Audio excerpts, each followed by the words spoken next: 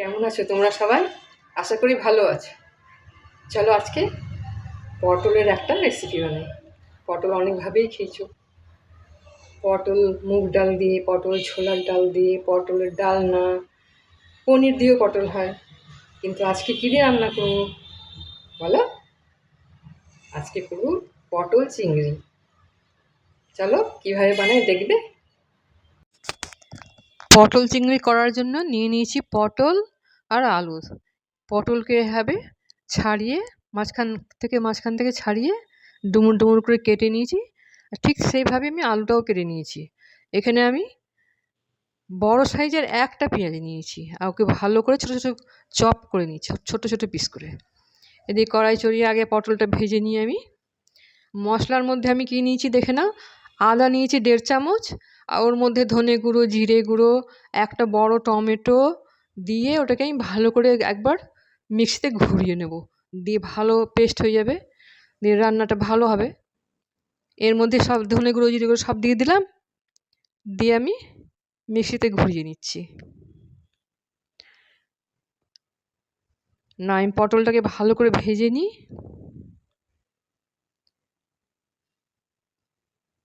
পটলটাকে লাল করে ভাজতে হবে, নাহলে ও কাঁচা কাঁচা দেখতেও ভালো লাগবে না।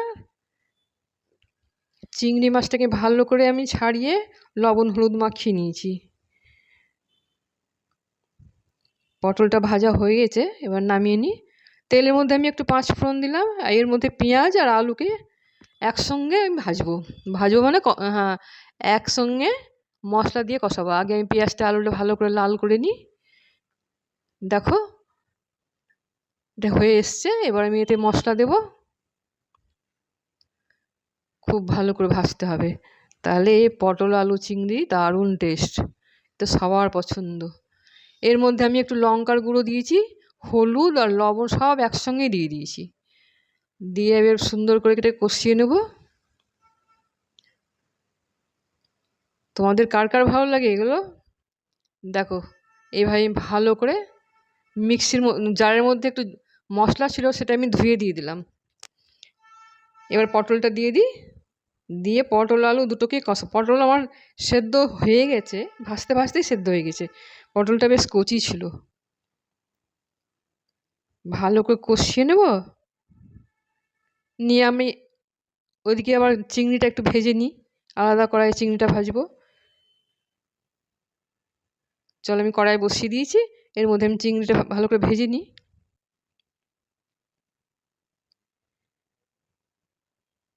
দেখো চিংড়ি মাছটা এখানে খুব বেশি ভাজতে হয় না, নাহলে একটু চিমড়ে হয়ে যায়। বাস, এর বেশি আমি ভাজবো না, এটা আমি তুলে নেব এখন। পটল কষানো হয়ে গেছে, এর মধ্যে আমি এবার জল দেব। জল খুব বেশি লাগবে না, তোমরা যতটা গ্রেভি রাখবে সেই হিসেবেই জল দিতে হবে। এতে আমি কটা কাঁচা লঙ্কা দিচ্ছি। কাঁচা লঙ্কার তরকারিতে কাঁচা লঙ্কার গন্ধটা খুব ভালো লাগে।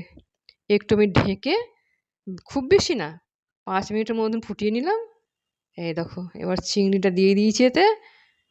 বাস, এবার আমি দেবো একটু গরম মশলা। এই গরম মশলাটাও আমি বাড়িতেই তৈরি করেছি, এটার রেসিপি আমি পরে দেব। সুন্দর হয়ে গেল আলু পটল চিংড়ি সুস্বাদু। এই যে গরম মশলা দিয়ে দিলাম, বাস হয়ে গেল। এবার আমি নামিয়ে নেব। দারুণ স্বাদের আলু পটল চিংড়ি। দেখো হয়ে গেছে, বেশ, এবার নামিয়ে নিলাম।